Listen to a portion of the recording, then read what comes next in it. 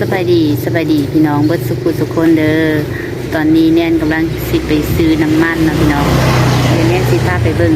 ราคาน้ำมันเมื่อนี้เนาะอยู่ลาวาลิตรละจักพันเดี๋ยวสีบอกเป็นเงินบาทเด้อไปพี่น้องเดี๋ยวไปพอกันอยู่บนปั๊มน้ำมันเนาะตอนนี้เขากำลังข้ามขัวซีกันเนาะพี่น้องนี่น้ำคลองจะพาลงนะคะมาทางนี้เลยน้ำเซ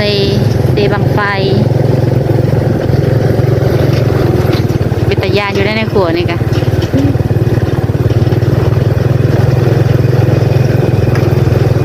สูงเนาะขัว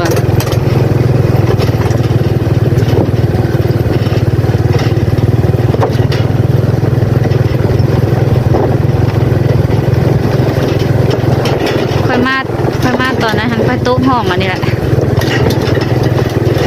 ตอนนั้นขัวมันแบบว่าท่านดีจะมีได้กับเขาบอกว่าท่านเฮ็ดใหม่นะโอ้มีแบบมีคนยามขัวเนาะทั้งสองตนเลย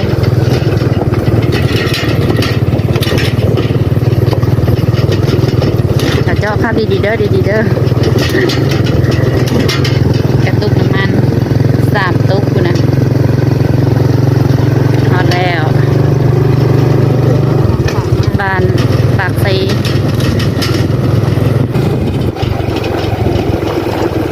สาวแนนกับสาวเจาะข้ามขัวมาซื้ออยู่ฝั่งสวรรค์นะพี่น้องฝั่งนั้นก็มีแต่ว่าลองมาซื้ออยู่ฝั่งสวรรค์ลองเบิ่งนะว่ามันสีราคาคือกันบ่หรือต่างกันฝั่งนั้นเท่าไหร่ก็19หรือ20จะเท่ากันกาส่วนแอชชังสัจจอได้ถังน้ำมันเต็มรถพากันขี่ซาเล้งมาอ้าวเหี้ยแล้วค่ะขึ้นมาสิแก้มบ้านสอง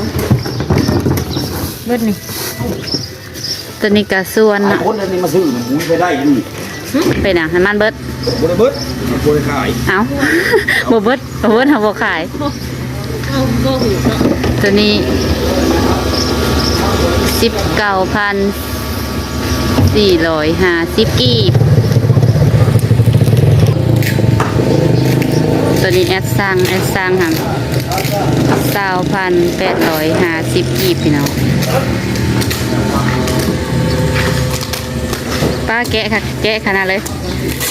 ของน้องสาวเพิ่นฝากให้แต่เวียงจันทร์บ่ได้นี่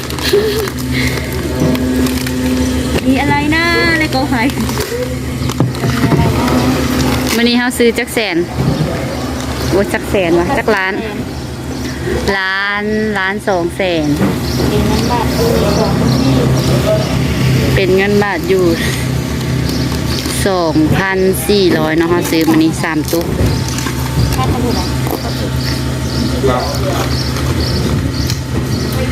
19,000กับตุ๊กอยู่ที่เท่าไหร่เนาะ38 บาทพี่น้องเอ้ยลิตรหนึ่ง38 บาทแอดซังโมเมนเนาะกาส่วนนั้น38 บาทแอดซังนั้นลิตรละ40 บาทแพงเลยนั่นก็มาซื้อเนาะนี่ก็มาซื้อนี่ปูมีโปรโมชั่นปีใหม่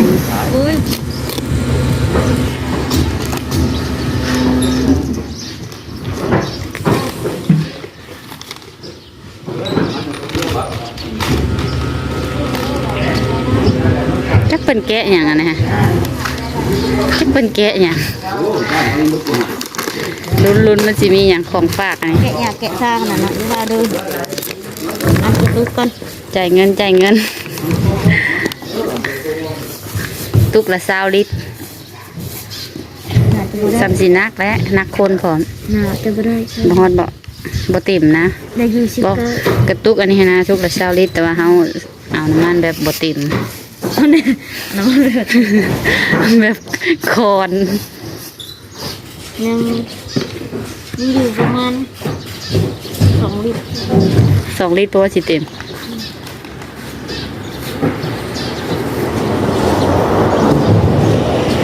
เ เห็ดหน้าแซงนี่กับเปลืองน้ำมัน เปลืองน้ำมันเด้อพี่น้องเด้อลงทุนหลายคือ FC เพิ่นว่าเลยเนาะจ่ายเงินก่อนเธอเอ้ย พาแต่อยากแกะ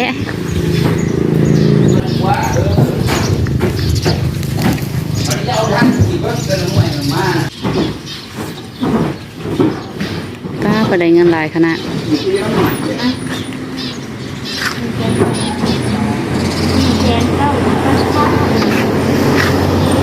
เอาเงินบาทบ่ซื้อ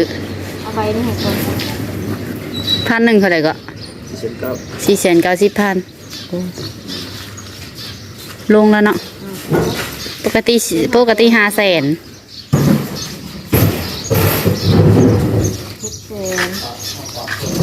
พี่700,000นั่นน่ะ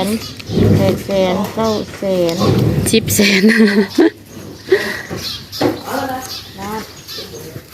ฉันพูดซีดอันนี้ก็ได้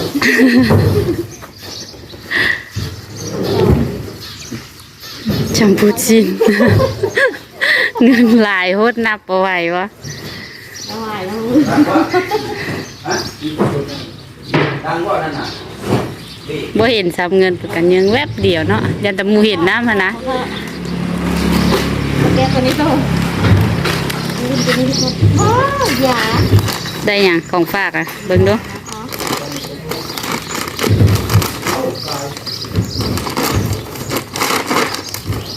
ได้หยังอันนี้มันคืออีหยังพี่น้อง บำรุงสุขภาพ เป็นอาหารเสริมเบิ่งก่อนอันนี้เป็นเม็ดบ่ อันนี้เป็นทรง มาติเอ็กสารผลิตภัณฑ์มากินะโออ่านกับบ่ถูกผลิตภัณฑ์อาหารเสริม ไปมาเบิ่งเงินเฮา บ่เขาอยากเบิ่งอันนี้ กล่อง เอ ละ อก ล่องละ 3,000 บาท กล่องละ 3,000 บาท ตัวนั้นก็คือกันบ่ คือกัน ป้า เป็นเงินบาทละ 3,000 เป็นเงินกีบตกดีก็แสน กล่องละ900,000ป้าพี่น้อง ถ้าเป็นเงินบาทซื้อละ 3,000 3,000 บาท ถ้าเป็นเงินกีบซื้อละ 900,000 อาหารเสริมให้สาวเจ้าเพิ่นเฮ็ดหน้าหลายโพดน้องสาวเพิ่นก็เลยส่งอาหารเสริมมาให้กิน 6,000ซิว ปะ ๆใช่ เมื่อ6,000บ่2กล่องนี่ แม่ โอ้โหยังโหดของดีมันต้องแพง ใส่น้ำมันเด็ด ใส่น้ำมัน เมื่อเราบ่มีน้ำมันนะนี่แม่คือว่าเราหักกระไส้แม่นบ่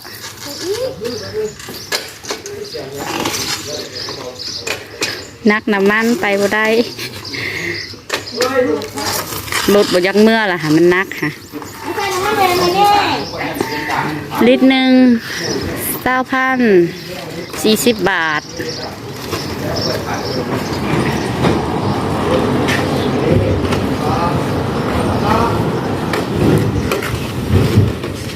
ลืมน้ำมันเด็ก เอาไปมันเด้ง1,000บ่ ยังอยู่เหรอวะ ต้องหาเนาะเอาจะไปเทียนกัน เอาใส่ไปใส่ด้วย มีเงินให้เอาไป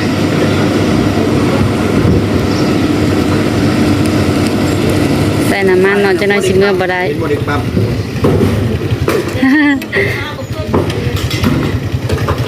เด็กปั๊มเราบ่ต้องเติมน้ำมันเด็กปั๊มนะ ก็หาบอก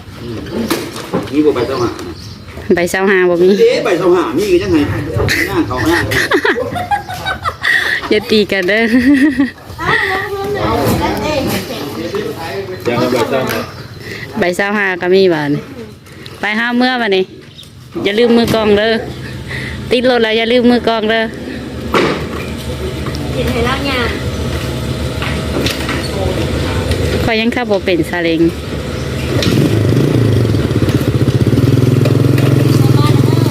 ท่าแน่เอาสิเมื่อปากัดอลิตดิ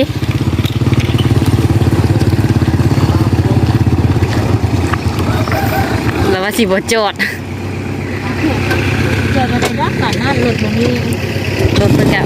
รถก็เริ่มอีหางแล้วเนาะจอดบ่ได้ดับแล้วนะ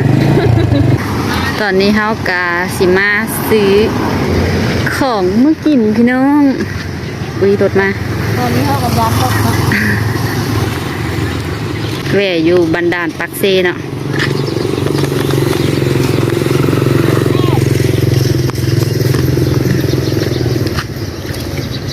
สาวเจาะคนสีเลี้ยงสาวแน่นได้มื้อนี้ได้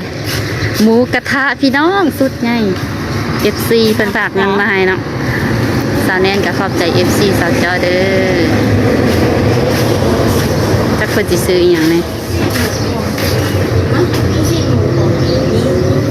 โลได้ ตู้สามพัน โอ้มะเขืองามขนาดเนาะซื้อซีนหมู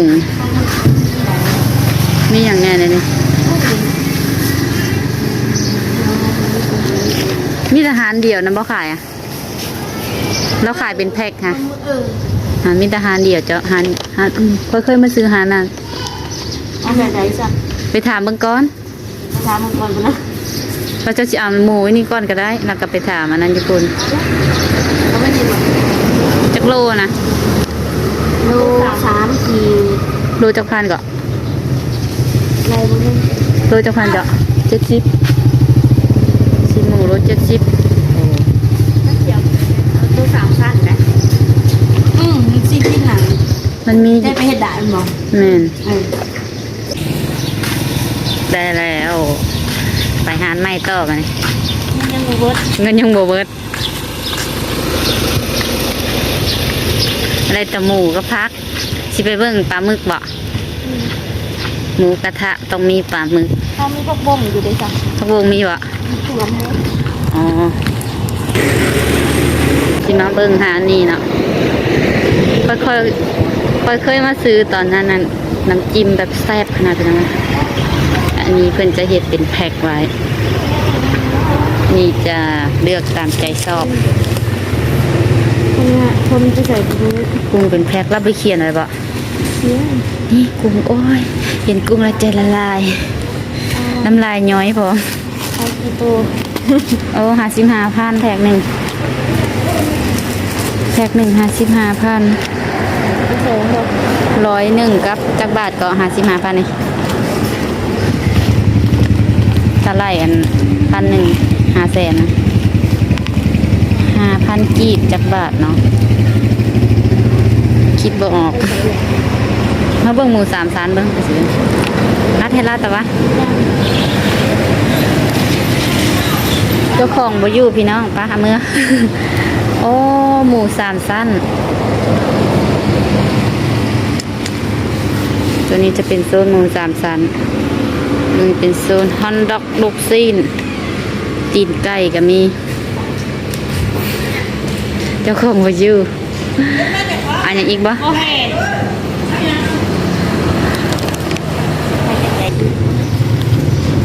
50ป่ะตื่นนะ50ป่ะได้กุ้งกับพ่อใจแล้วนะค่ะนะเจ้าได้กุ้งกับพ่อใจแล้วนะเอา2แพ็คคุณนะจักแล้วแพ็คละ100 กว่าบาทพี่น้องกุ้งอันนี้เพิ่นเอาข้ามมาแต่ฝั่งใต้เมื่อได้นี่เครื่องเคยถามเพิ่นตอนนั้นเนาะปลาหมึกเจ้าของบ่อยู่ เดี๋ยวไปเบิ่งโซนน้ำจิ้มก่อนพี่น้ำจิ้มนี่ อะไรนะ น้ำจิ้ม แบบไหน น้ำจิ้มแซ่บโอ้ซีฟู้ดเขียวอำสลัมเลย เอานะแม่แบบไหนเอาแบบไหน เลือกเอาเลยจ้า เราจะเอา แล้วแต่เจ้ากวดยาวๆบอนี่คือว่าน้ำจิ้มซุกี้เจียวดาดซุกี้ก็ได้ ตัวนี้บอก นั่นแหละ กดนึงเนาะ บัวกวดเท่าใดโอ้ย่อนี่เป็นตะแซบขนาด มีแต่เนี่ยเป็นตะแซบ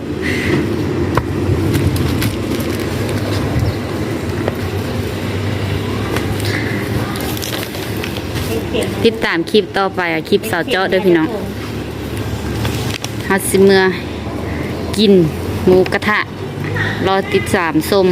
2สาวเจาะนักเจาะสาวลาว ฮะ บอกหรือเปล่าบอกกะยา เอาเนาะ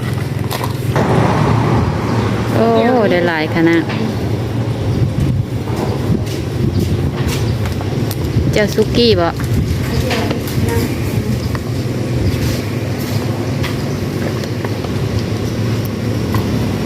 ได้เยอะจัง